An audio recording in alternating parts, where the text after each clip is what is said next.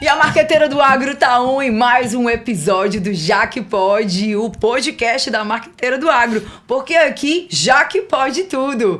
Bom, gente, hoje a gente vai falar de gestão pública no agronegócio. Nas minhas andanças por aí, a gente observa que a gestão pública ela é fundamental no impulsionamento das regiões, das vocações econômicas, e eu observei que tem um gestor que se garante que manda bem, é o Dr. Leonildo lá de Ocara. Ocara registrou um aumento significativo no agronegócio, mais de 150% de crescimento. Então eu quis trazer o Dr. Leonildo aqui para ele nos contar toda essa vocação, toda essa vontade de impulsionar o agro da região e também acabar sendo modelo, sendo exemplo e inspiração para outros gestores se dedicarem e abraçarem essa causa e investir no agronegócio também.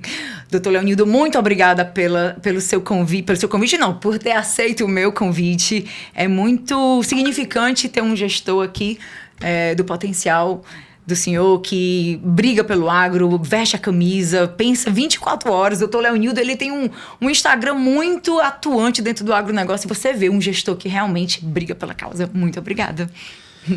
Primeiro, Jaqueline, eu quero agradecer o convite, a oportunidade de poder falar aqui. O seu podcast tem muita audiência e chega com muita força no meio rural, com os produtores, com os empreendedores do campo, de uma forma geral, e lhe parabenizar pelo trabalho que faz. A gente sabe do poder hoje da comunicação, o alcance da mídia. Para a gente ter uma ideia, eu que sou médico, se você estiver num atendimento médico e se tiver 10 pacientes lhe aguardando o atendimento, os 10 estão olhando a rede social, ou Instagram, ou Facebook, ou WhatsApp. Então, as pessoas estão realmente conectadas. Então, hoje, a informação é importante, é fundamental ser bem trabalhada. E ter pessoas da mídia, da comunicação, que leva essa informação com qualidade, é fundamental para o crescimento desse setor. E para o agro cearense, você faz isso bem feito e faz de uma forma ampla, atingindo as mais diversas cadeias produtivas da agropecuária cearense. Isso é fundamental para o setor, o trabalho que você faz. Nós temos a tradição da mídia negativa. Assim, muitas vezes as pessoas têm uma tendência a ver mais a notícia que não é boa. Por exemplo, um acidente de carro, um homicídio. E a gente precisa quebrar essa lógica que não é construtiva, dando prioridade aos grandes acontecimentos, às grandes conquistas, os grandes feitos, seja da iniciativa pública ou privada. Então, a gente precisa divulgar o que é bom. A gente precisa divulgar o que está dando certo, em tudo na vida. E também, claro, na agropecuária. Daí a importância de se ter ações de comunicação, programas, podcast, com o perfil que o seu tem, porque ajuda a difundir na sociedade o crescimento, a importância que o agronegócio, que a produção rural tem para gerar trabalho, emprego, renda, dignidade, enfim, desenvolvimento social e econômico no interior do estado, principalmente através do meio rural. Então, lhe parabenizo. Obrigada, doutor. Lhe parabenizo pelo trabalho que tem feito. Obrigada, a gente está junto nessa. Para mim, né, eu acho que o pessoal já consegue sentir que eu vibro muito dentro dessa causa, né? Coloco muita paixão, muito amor, porque eu tenho uma paixão muito grande pelo Ceará e um dos meus grandes sonhos é ver os interiores desenvolvidos, ter uma nova classe rural, ver as cidades prosperando e principalmente através da vocação econômica do Estado, que é o agronegócio, ver essa prosperidade. Então, a gente se dedica à causa e fica feliz quando encontra outras pessoas com a mesma vibração. E o doutor Leonildo Jaqueline, você falou de Ocara. Assim, o que eu digo é que o nosso município de Ocara, ele tem uma extensão territorial relativamente grande e uma localização geográfica estratégica. Por quê? Porque Ocara tem 765 quilômetros quadrados de extensão, de terras planas, férteis e, resumindo, de boa qualidade. Ocara só tem no seu território 3 serrotes, um na sede do município e 2 na zona rural. Todas as terras são planas e produtivas e férteis em toda a extensão do município. O município de Ocara, ele nasce ali no pé da Serra do Baturité, no maciço de Baturité, fazendo divisa com Aracoiaba, e vai até o Vale do Jaguaribe, fazendo divisa com o município de Morada Nova, através do rio Pirangi, que é um rio extraordinário e importante para o desenvolvimento econômico rural do nosso município. Aí nós somos também a porta de entrada do Sertão Central. Ocara faz divisa ali com a região de Baretama e Quixadá e chega até o Quixeramobim, ou seja, ali o Sertão Central, que é estratégico também do ponto de vista do desenvolvimento rural. Então nós somos a porta de entrada do Sertão Central, através da Ibaretama. Aí nós, de Ocara, a gente faz divisa com Cascavel, que já é litoral, através da BR-116. A BR-116, daqui para lá, à direita é Ocara e à esquerda é Cascavel, até a região dos Cristais. E Ocara faz divisa com a região metropolitana, através do município de Chorozinho. Ou seja, se você sai aqui de Fortaleza e segue na BR-116, com 70 quilômetros você já entra dentro do território de Ocara. Então, é um município que está numa região de transição, que fica perto de tudo e perto da região metropolitana. Ou seja, Ocara se caracteriza por ser um município de transição porque ele não está encravado em nenhuma região. Por exemplo, o município de Ocara não está lá no litoral. O Icapuí, por exemplo, está lá no litoral. Fortim, são grandes municípios, estão lá no litoral. Ocara não está em cima da Serra da Ibiapaba. Ocara não está lá no Cariri, nem lá no sertão. É um vale no meio.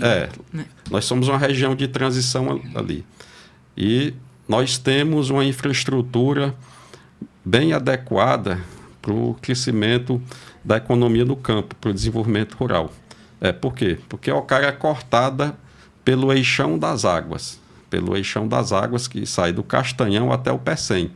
O eixão das águas corta Ocara numa extensão de 16 quilômetros. E esse eixão das águas está sendo duplicado agora numa parceria com o governo do estado e com o governo federal. Ou seja, vai dobrar a capacidade, a vazão de água do eixão saindo do Castanhão ao Pecém e beneficiando todos os municípios do trajeto, entre eles Ocara. O nosso município é cortado pela BR-116, a maior rodovia do Brasil, que sai de Fortaleza para o Rio Grande do Sul e que agora está sendo duplicado, a BR-116. As obras estão a todo vapor.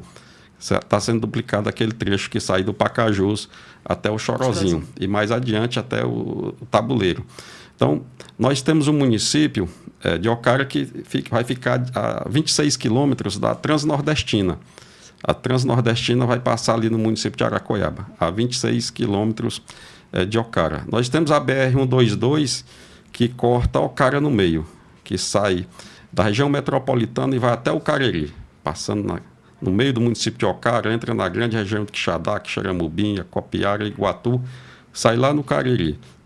E temos a CE 464 que corta ali o maciço de Baturité, saindo de Ocara até Redenção.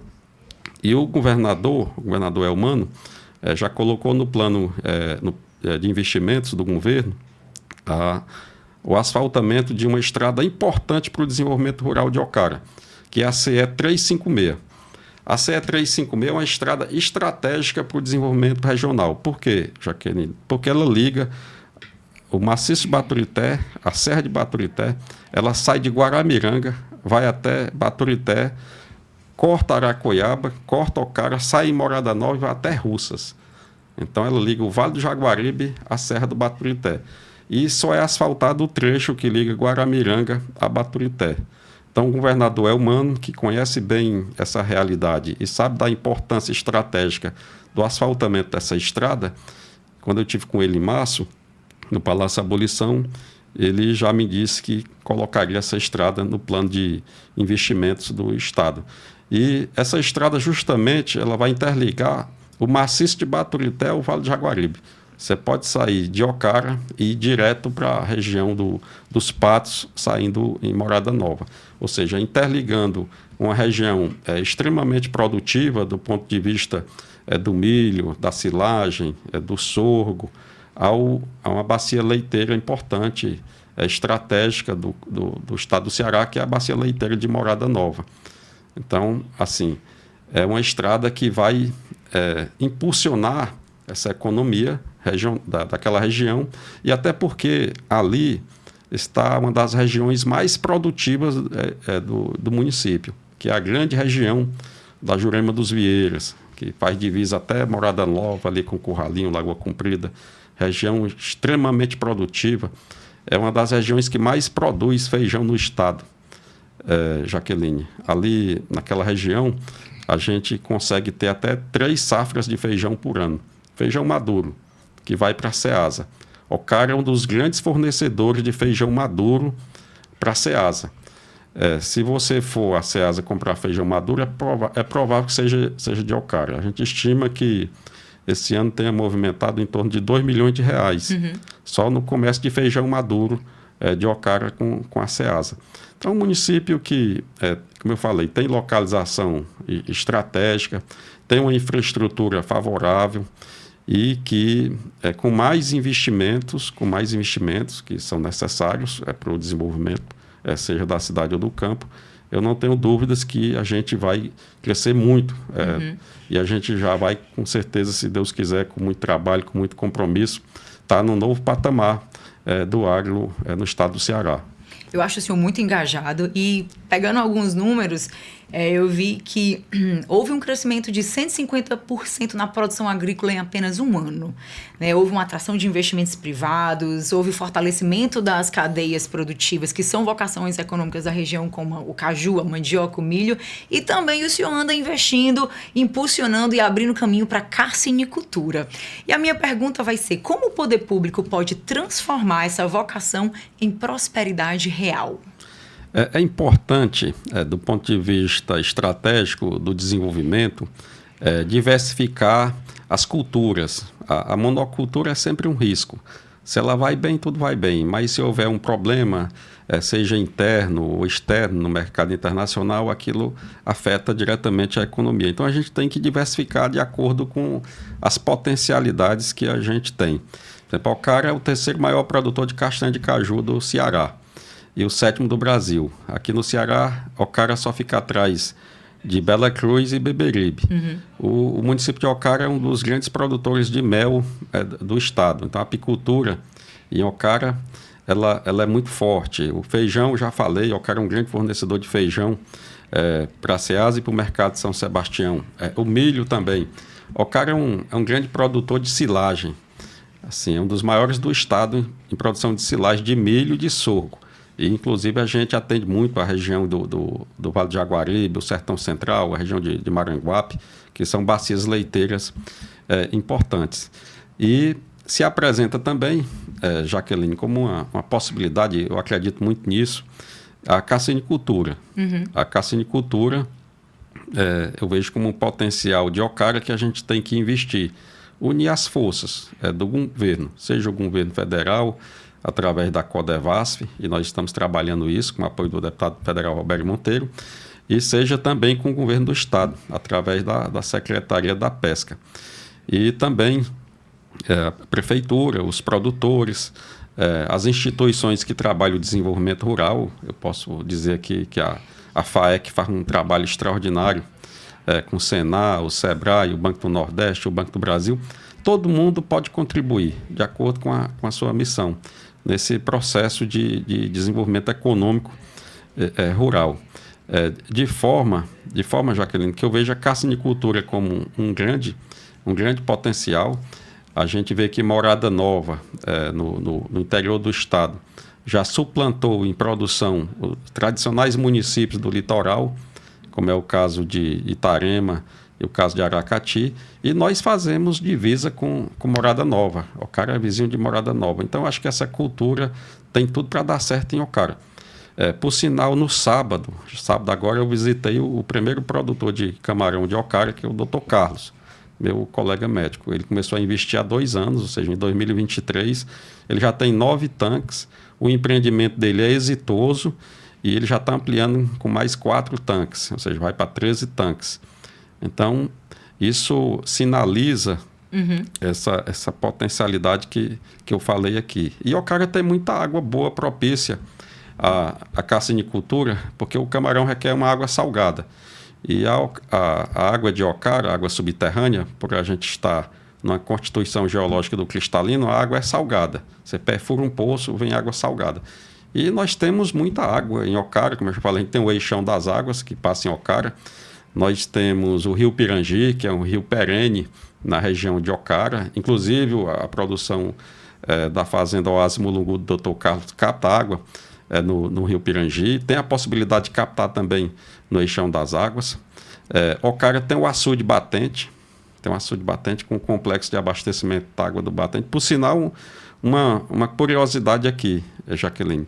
Ocara tem o maior sistema de abastecimento de água rural do Brasil e o terceiro maior da América Latina, que é o Complexo do Batente, que é um açude que está lá na divisa de Ocara com Morada Nova, no Rio Pirangi. E chega água na torneira de famílias a mais de 40 quilômetros, já na divisa com Barreira e com Aracoiaba.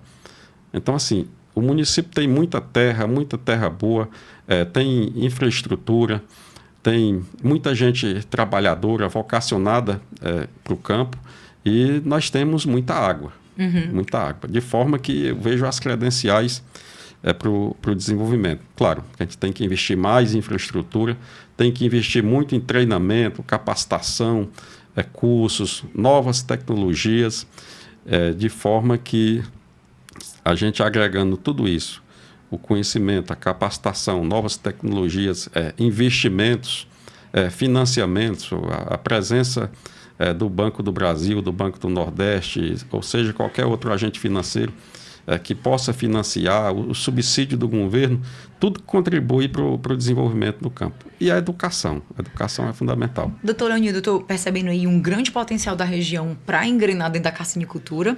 Aí eu pergunto, qual seria o papel do gestor público nessa engrenagem? O que o senhor pode fazer para dar essa virada de chave e tornar o Ocara também um potencial, tornar uma vocação econômica para o município a cassinicultura? Primeiro, Jaqueline, mostrar a potencialidade, divulgar, dar visibilidade a esse potencial que o município tem. Isso nós já estamos fazendo. Desde que assumi em janeiro, eu já visitei vários produtores de camarão, conversando, ouvindo, levando parte da minha equipe, difundindo essa cultura produtiva estratégica, que é a cassinicultura.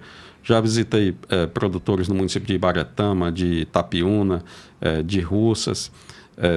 Eu mesmo participei dos seminários da PEC Nordeste sobre a cassinicultura.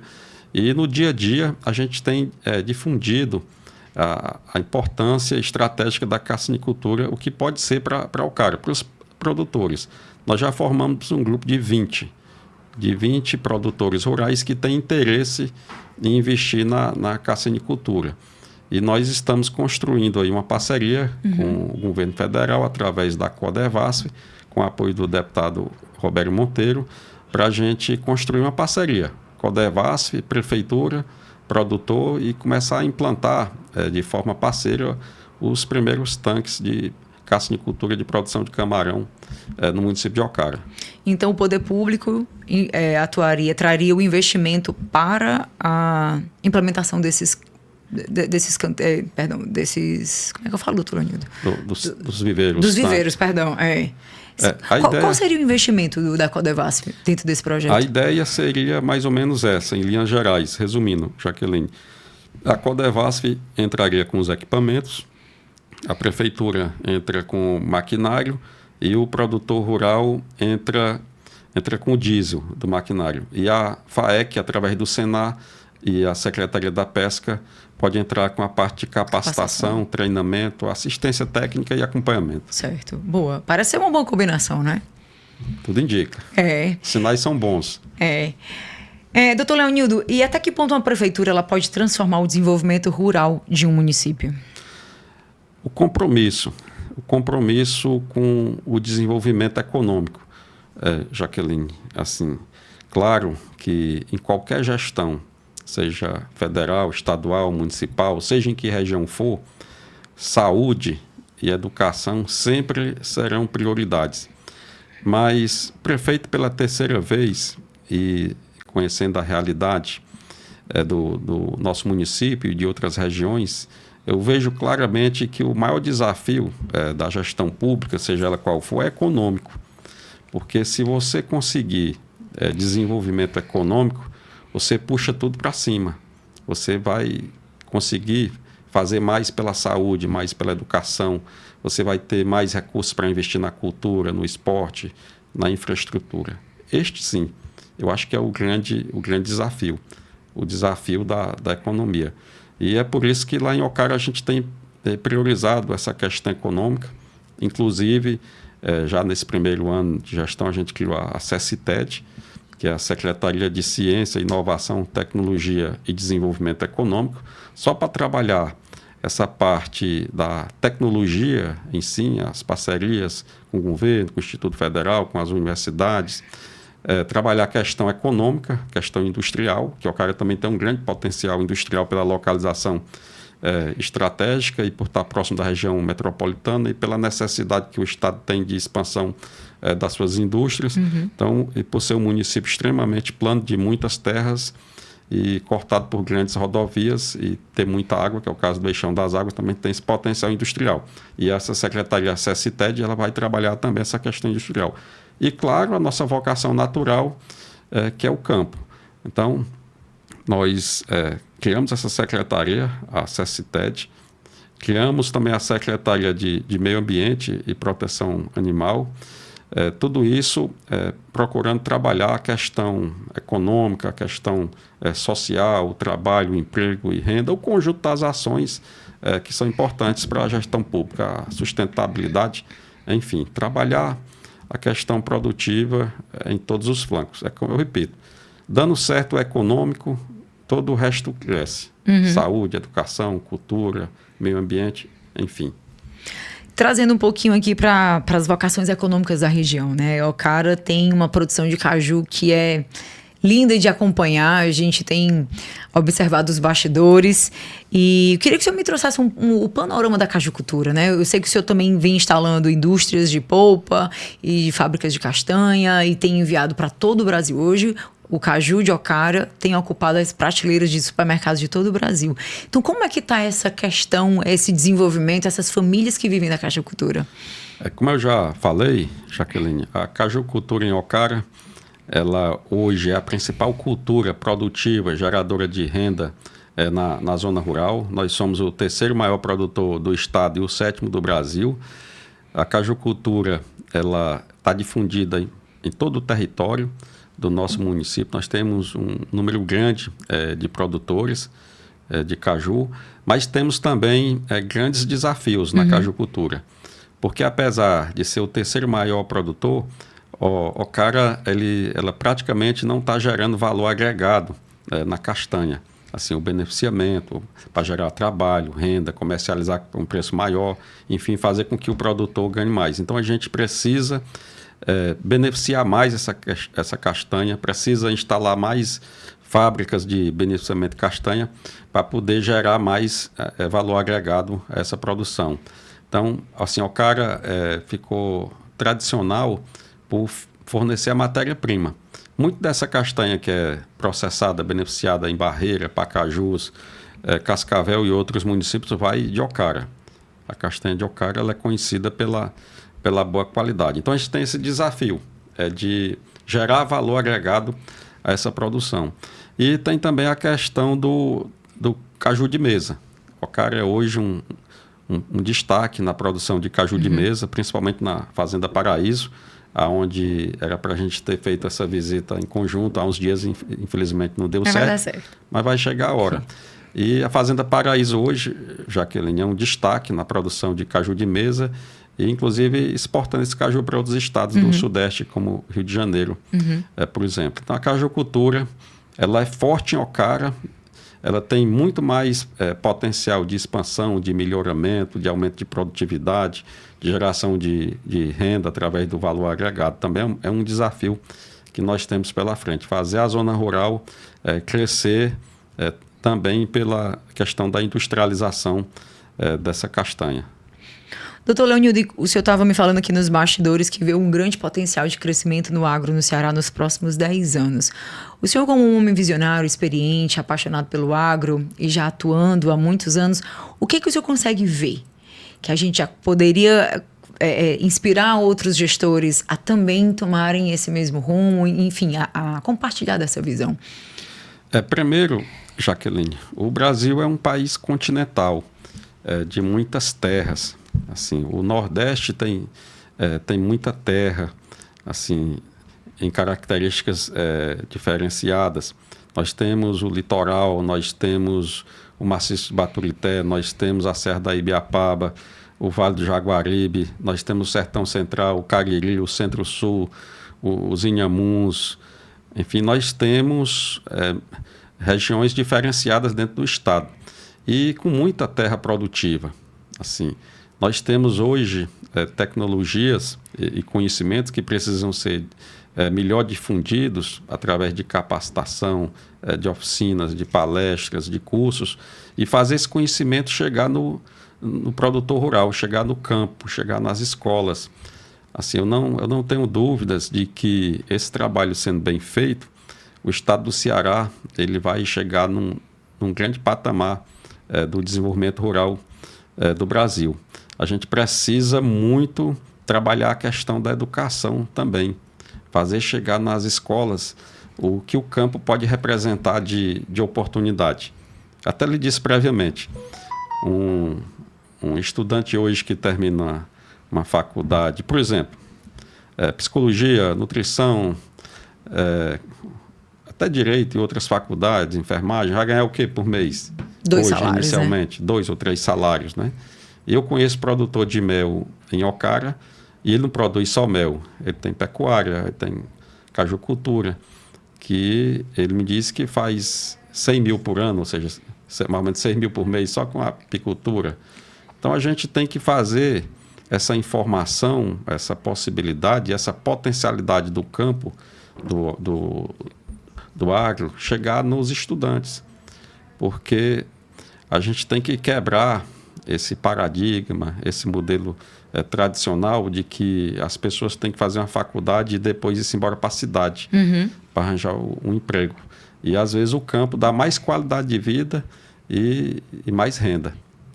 Assim, isso não impede de você fazer uma faculdade de administração, de contabilidade ou de direito ou qualquer outra faculdade. E também empreender, como você falou aqui, empreender no campo, ou pela apicultura, pela cajucultura, ou pelo feijão, pelo milho, pelo algodão. O algodão está começando a se destacar também em Ocara, ou pela carcinicultura, ou qualquer outra cultura produtiva do campo. Eu vejo que nós temos grandes possibilidades. É preciso cada vez mais o governo investir. É importante o subsídio para a agricultura. As grandes produções do mundo na agricultura passa necessariamente pelo subsídio. A questão do financiamento. Assim, o Banco do Nordeste é muito forte no financiamento das culturas do campo, o Banco do Brasil também, mas é preciso investir mais e além para a gente fazer do agronegócio, da agricultura e da pecuária um ponto forte, importante da economia no estado. Eu acredito piamente nisso, eu não tenho dúvida de que daqui a 5, 10 anos o estado do Ceará vai estar produzindo muito no campo, gerando muito trabalho, emprego, renda, formando grandes produtores rurais aqui. Eu vejo claramente isso. Doutor Leonildo, a sucessão é sempre um ponto crítico dentro do agro, né? As famílias acabam não formando sucessores. Como gestor público, o senhor planeja em alguma estratégia para reter essa mão de obra, para que ela não se mude para a cidade, continue dentro da fazenda, para que as famílias comecem a perceber a fazenda não como uma fazenda, mas como uma propriedade, uma empresa que pode gerar riqueza, gerar empregos para toda a região. Então, o senhor tem algum plano como gestor público para que essa sucessão seja bem-sucedida e fique dentro da região? A gente tem que trabalhar a questão da educação, da informação. Mas isso é um problema universal do mundo ocidental hoje. Essa questão da sucessão dos empreendimentos do campo nas empresas ligadas à agropecuária. Mas isso é geral. Se você pegar a indústria também, o comércio, muitas famílias têm problema de sucessão. Mas esse problema é pelo momento que se vive hoje do mundo ocidental. As famílias são pequenas. As pessoas não têm mais filhos. Os casais, às vezes, não têm filho. Outro, quando tem um, no máximo 2. E isso acaba criando uma dificuldade para a sucessão familiar nos grandes negócios. Assim, eu conheço empreendedores do campo, de fazendas, de negócios rurais, que não têm sucessor. Não tem sucessor. Os filhos são médicos, não tem interesse pela atividade do campo e ele está se desfazendo das propriedades. Então, esse é um problema do mundo ocidental. Famílias pequenas. E sem sucessores. Sem sucessores. E agora vamos falar um pouquinho do Dr. Leonildo. Dr. Leonildo, que é médico, vem de Ibaratama. É de Tamboril. Tamboril. Sertão. Sertão de Tamboril, né? Então tem raízes profundas lá no sertão. E eu queria que o senhor falasse um pouco dessa... Apesar de ser médico, mas o senhor atua com muita força dentro do agro. Né? Então, o que faz... O que inspira o Dr. Leonildo a ser esse gestor que transfere tanta energia para o impulsionamento da região através das suas vocações econômicas? E eu vejo que o senhor trabalha assim, com muita energia na construção e desenvolvimento do agro. Então, o que impulsiona o Dr. Leonildo a fazer todo esse movimento? A minha origem sertaneja, ela fundamenta muito isso. Assim, esse meu apego, vínculo às questões do campo, agropecuárias. Eu sou filho de um comerciante, o seu Leôncio, lá de Tamboril. O papai é o comerciante mais antigo de Tamboril, no mesmo comércio. O comércio dele, que é aquele comércio antigo de balcão, ele foi fundado no dia 12 de outubro de 1959. 1959. Com 19 anos ele criou o comércio dele. E ainda está lá no mesmo local. E eu fui menino ali, trabalhando com o papai no comércio, ajudando a vender rapadura, a vender açúcar, café, arroz, atendendo os clientes, os agricultores. Eu fui criado nesse meio rural e o papai, além de comerciante, também era produtor rural. O papai produziu muito algodão na década de 70, na década de 80, onde o algodão representava muito na economia cearense. E o papai nos colocava para trabalhar. Naquele tempo, menino trabalhava. Ninguém perdia mão de obra de menino, não. E o papai nos colocava para trabalhar, para apanhar algodão, plantar feijão, para ajudar a ensacar algodão. Enfim, eu fui criado nesse meio. E depois que eu virei médico, que eu vim para Fortaleza, aí eu acabei indo para Ocara pela medicina, entrei na política, virei prefeito 2 vezes. E em 2013... eu fui para a presidência do Agropolos, depois do meu segundo mandato de prefeito, na época do governador Cid Gomes. Aí passei 2 anos no Agropolos, como presidente do Instituto, de 2013 a 2014. E no Agropolos eu andei o Ceará todo. Assim, o Agropolos é um braço executor importante da SDA, dos programas do governo do Estado. E eu tive a oportunidade de vivenciar, de conhecer grandes profissionais, grandes técnicos, grandes empresários do meio rural, na Serra da Ibiapaba, no Cariri, no Sertão Central, no Vale do Jaguaribe. E esses 2 anos também me ajudou a melhorar a minha visão a respeito da importância do campo, do desenvolvimento rural para a economia de uma forma geral. O senhor, como presidente da Agropolos, fez um mapeamento do agro cearense, certo? Passou 2 anos atuando, viu várias cadeias. Aí eu pergunto ao senhor, o que falta para a gente se tornar uma grande potência? O que está faltando, Jaqueline, são 2 pontos fundamentais. É a difusão do conhecimento. Tem que difundir o conhecimento. As novas tecnologias, os novos maquinários, enfim, a agricultura moderna, ela tem que chegar no campo. Assim, quanto mais tecnologia, quanto mais inovação, maior a produtividade. E quanto maior a produtividade, maior a renda. Mas para isso é preciso, além do conhecimento, a questão do financiamento. O governo tem que subsidiar mais ainda a agricultura e a pecuária, e os bancos têm que entrar com mais força ainda, os bancos públicos que são ligados ao desenvolvimento, que é o caso do Banco do Nordeste, principalmente o Banco do Brasil. E aí o senhor acha que isso pode ser a nossa virada de chave? Sim. Conhecimento, novas tecnologias e financiamento, investimento. E o senhor acha que os produtores rurais estão abertos para capacitação? Porque é uma virada de chave também de comportamento, né? É perceber que muita coisa já não funciona mais, que tem que se adaptar, perceber que há uma tendência de comportamento do consumidor que é diferente, vem aí uma geração Z pensando tudo totalmente diferente, pensando em sustentabilidade, então a gente vai ter que estar atento a práticas sustentáveis, para vender para o mercado consumidor mais exigente. O senhor acha que os produtores rurais vão dar de conta de toda essa transformação que vai acontecer em termos de tecnologia, nova geração, novo mercado consumidor? Alguns vão pegar essa tendência. A tendência do conhecimento, novas tecnologias e investimentos. Outros vão ficar para trás. Também tem que trabalhar a juventude, as escolas de ensino profissional. Eu vejo ali uma oportunidade grande. Assim, lá em Ocara nós temos a Escola Maria Música, a Escola de Ensino Profissional, que tem um curso de agropecuária. Então, ali, naqueles alunos, existe um potencial de se despertar esse grande mundo de prosperidade, de produção e de riqueza que pode representar o campo.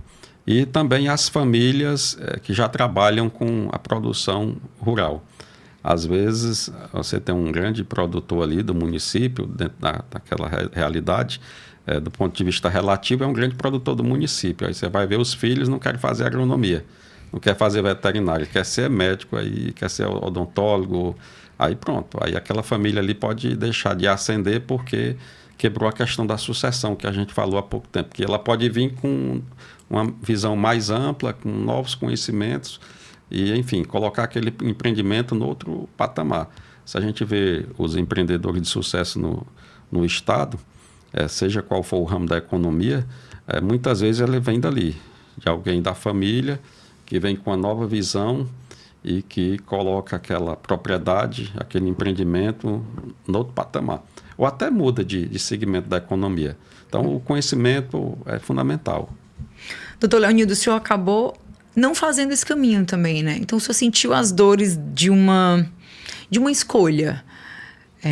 O que fez o senhor escolher medicina e não engenharia agrícola? Quando eu saí de Tamboril, do sertão, eu saí com 16 anos de idade.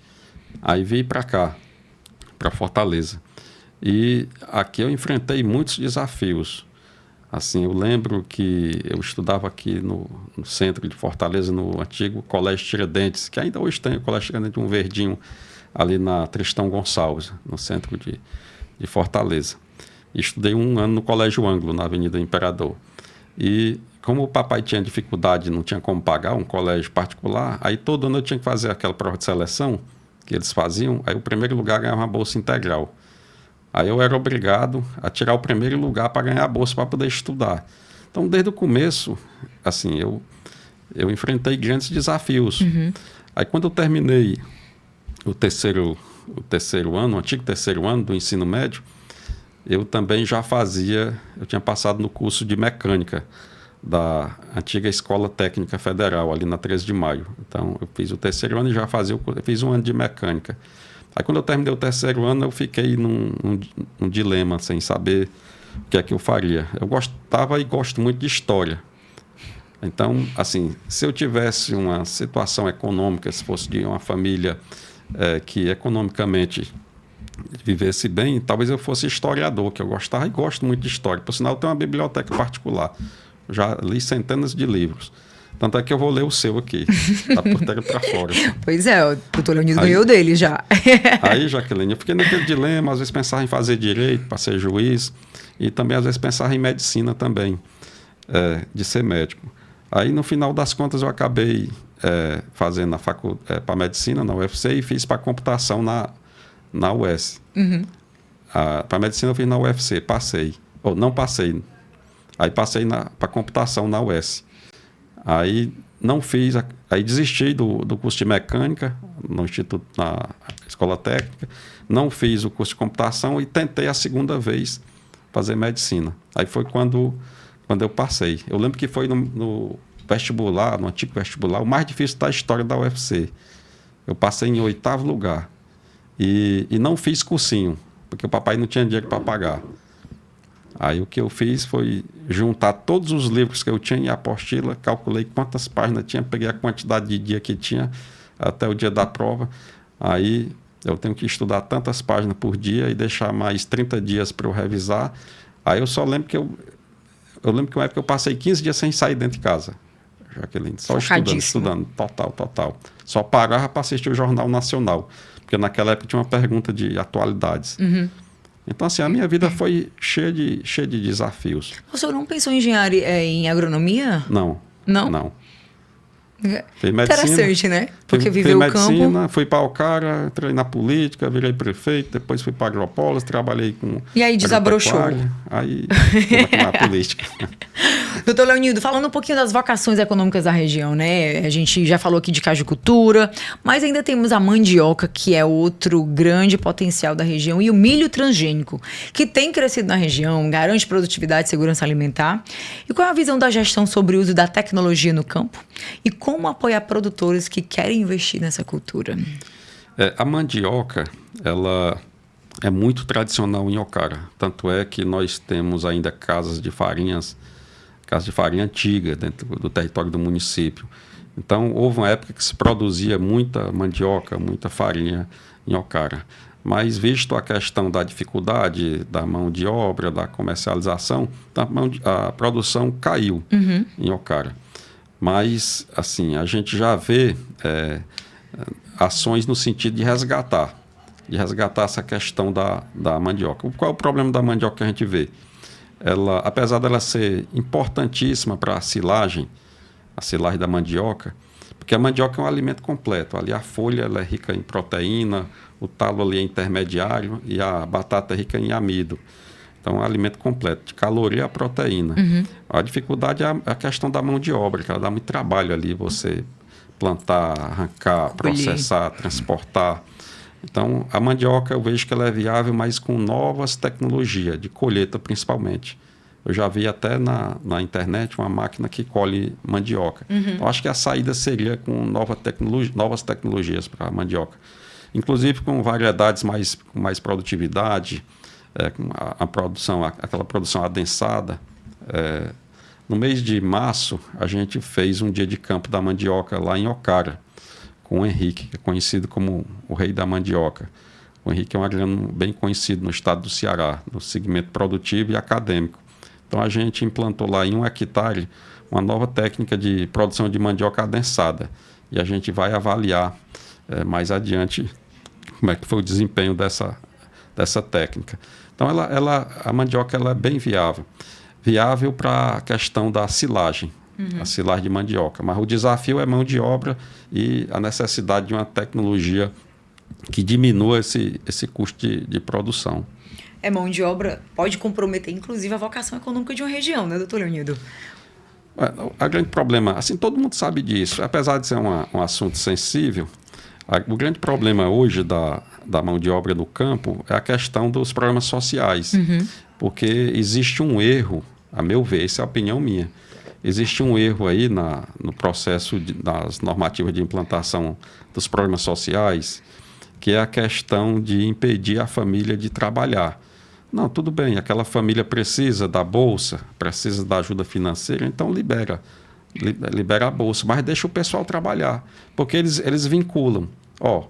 Essa família aqui afere R$800, R$1.000, R$1.200 por mês, mas ninguém pode trabalhar, porque senão perde o benefício. Aí as pessoas muitas vezes deixam de trabalhar com medo de perder esse benefício. Sim. Porque era para o governo desvincular. Porque já é um recurso que vai diretamente para aquela família. Então, você tem que liberar as pessoas para trabalhar, sem o risco de perder o benefício. Inclusive, eu tive... Isso poderia ser uma alternativa, né, doutor? Sim, alternativa. Nós tivemos está com uns 15 dias, com o secretário da SDE, o Domingos Filho, lá no Centro de Convenções, e ele defendeu essa tese de que o governo precisa rever essa questão do programa social.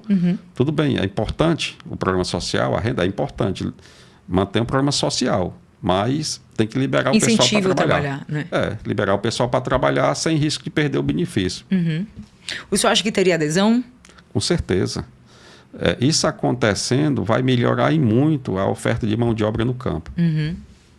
Bom, tomara que dê certo, né? Porque é um problema que a gente vê em todo o Ceará, em todo o Brasil, que é a escassez de mão de obra e uma substituição por máquinas. Então, eu acho que essa conta aí não vai fechar, né? Então, é bom rever mesmo.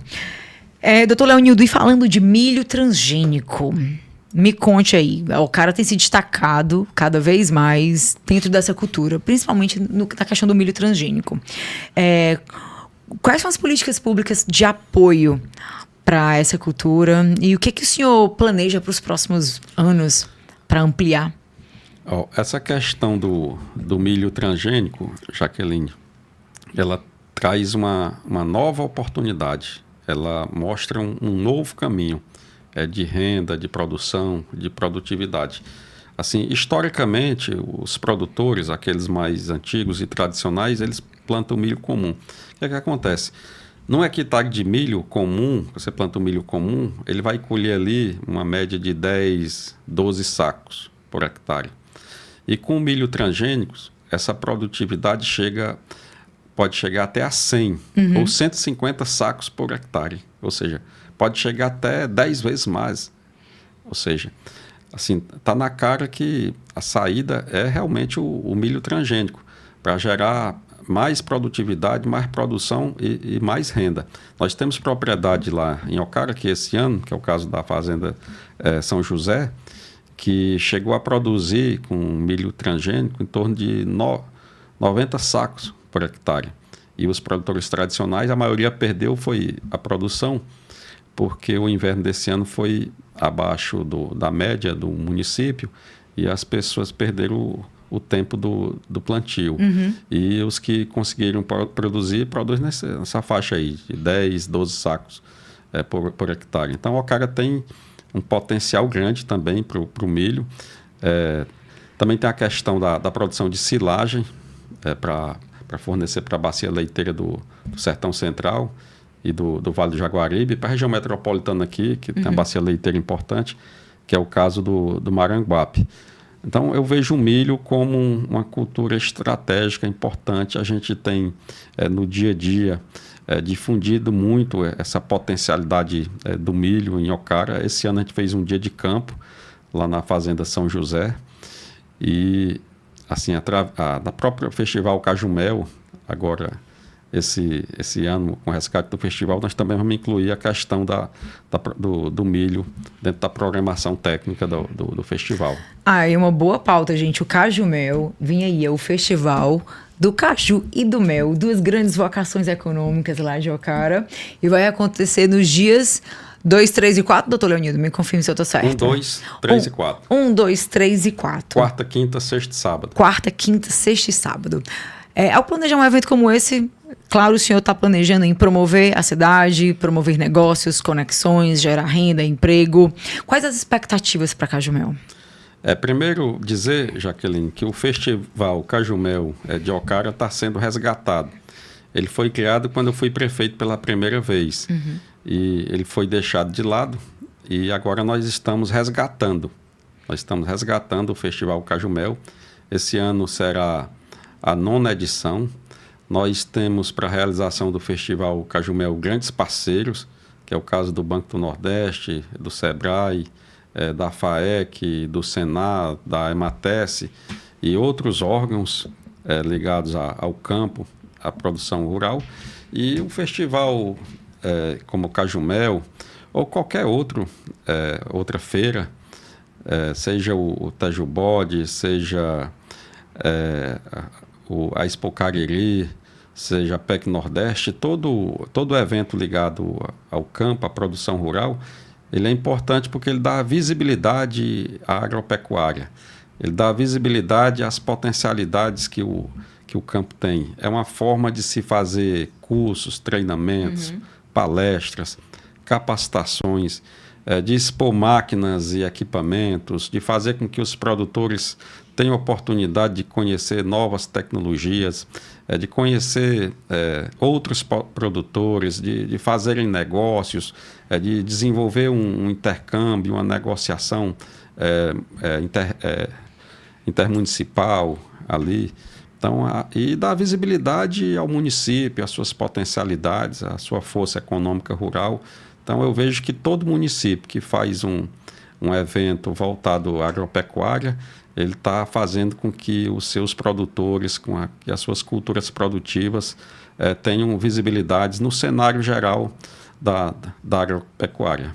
Por sinal, amanhã eu vou estar em Jaguaruana, vai ter o Festival do Camarão, e eu vou estar lá e alguns produtores de Ocara também vão lá para conhecer. E eu tô lá dia 10, viu, doutor Leonildo? Estarei lá fazendo zoada também junto com o Felipe Mendonça no podcast dele. Então, doutor Leonildo, para a gente entrar no bloco final sobre desafios e futuro, quais os maiores gargalos que os produtores lá de Ocara, eles ainda enfrentam e dependem da ação pública?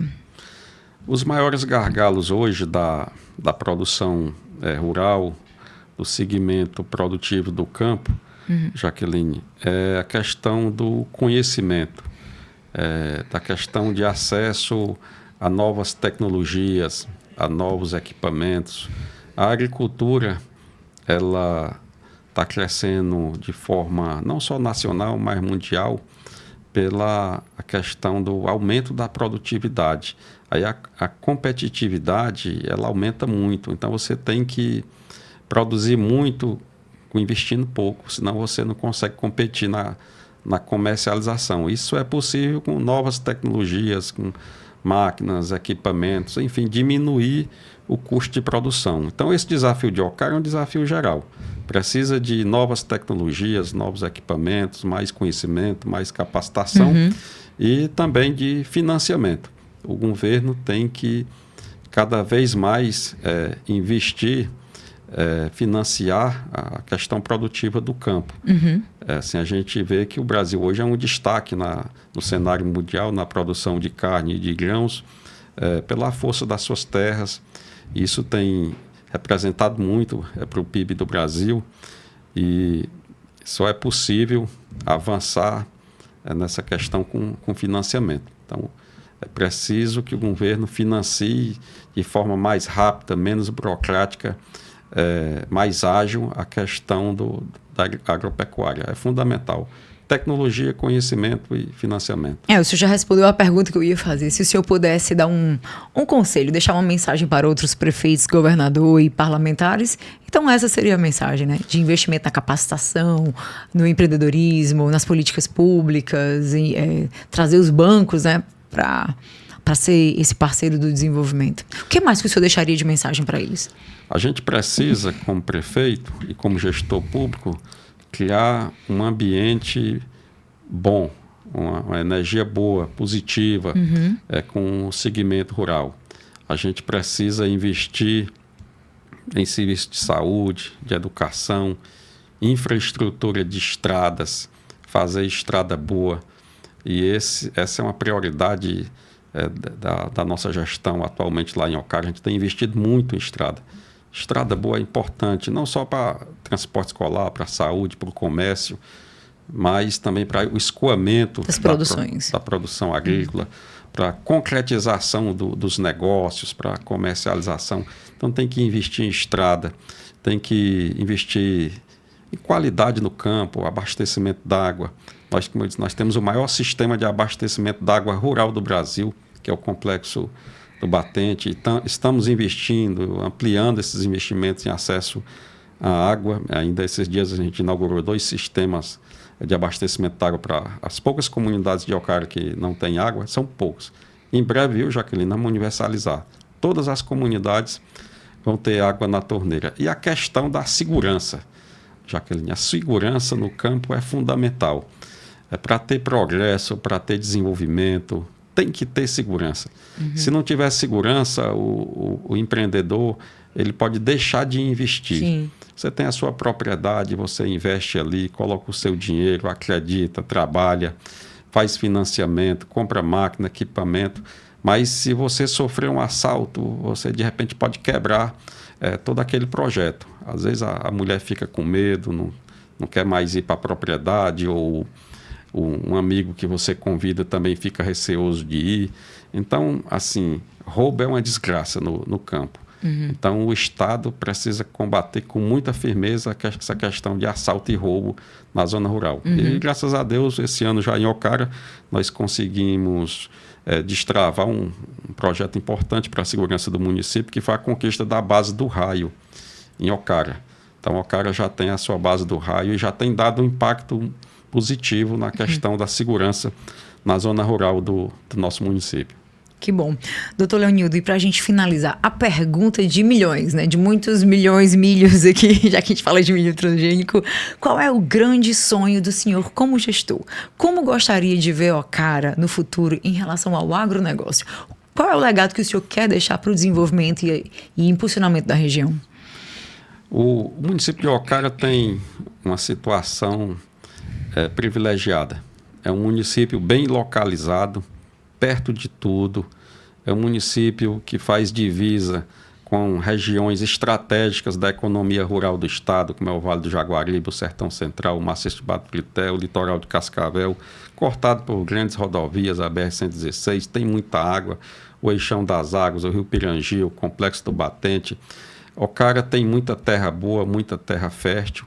Eu não tenho dúvidas que nos próximos anos nós vamos ter um destaque todo especial e Ocara vai se apresentar como um dos municípios que mais cresceu no agronegócio do estado do Ceará. Estamos investindo muito em infraestrutura, em estrada, água, energia, capacitação, treinamento, grandes parcerias com o governo federal, com o governo do estado, com a FAEC, com o Senac, com o Sebrae, com o Banco do Nordeste, enfim, todos aqueles que chegam a Ocara para somar conosco, para fazer o nosso desenvolvimento, são muito, muito bem-vindos. E o senhor foi muito bem-vindo aqui no nosso podcast. Muito obrigada, doutor Leonildo, pelo bate-papo, pela conversa, por abrir um pouco da sua gestão, para inspirar outros parlamentares, outros governantes, outros líderes, para que realmente investam no agro, olhem com atenção para esse segmento, para suas vocações econômicas e vejam o agro como a prosperidade para nossas regiões, né? Então eu agradeço demais, eu gosto muito do trabalho do senhor, acho um prefeito muito atuante e muito obrigada também pelo convite de fazer parte lá do evento da Cajucultura. Então, gente, a gente vai estar lá também nos dias 1º, 2, 3 e 4 de outubro, acompanhando o evento da Cajucultura, potencializando, dando essa visibilidade que o nosso Ceará merece. Então, doutor Leonildo, eu agradeço demais, foi ótimo. Então, espero ver resultados ainda melhores, espero ver Ocara brilhando como deve brilhar e trazendo desenvolvimento e prosperidade para o nosso Ceará. Eu que agradeço a oportunidade de estar aqui no seu podcast, Jaqueline, e lhe parabenizar pelo trabalho que faz com muito entusiasmo, com muito compromisso de divulgar as potencialidades agropecuárias do estado do Ceará. E é muito bom vir aqui e poder falar do que Ocara tem de bom, de grandes potenciais, de oportunidade e de possibilidade de prosperidade através da riqueza das suas terras, da fartura das suas culturas. E dizer, Jaqueline, que você será muito bem-vinda a Ocara. O Festival Cajumel será uma grande feira e, inclusive, nós temos uma estrutura lá de podcast dentro da feira que vai estar à sua disposição. Olha, muito obrigada. Obrigada, doutor Leonildo. Para mim é muito importante e também significa muito o reconhecimento de um gestor do calibre do senhor me convidar para realizar um podcast na região. Fico muito, muito entusiasmada e também honrada. Muito obrigado. Então, gente, a gente vai ficar por aqui. O bate-papo foi uma delícia com o doutor Leonildo. Em breve estaremos lá em Ocara comendo muito caju e mel. E eu vou ficando por aqui. Eu espero que você tenha gostado do conteúdo e a gente se vê em breve em mais um episódio do Já Que Pode, porque aqui Já Que Pode Tudo. Um cheiro e chama no agro!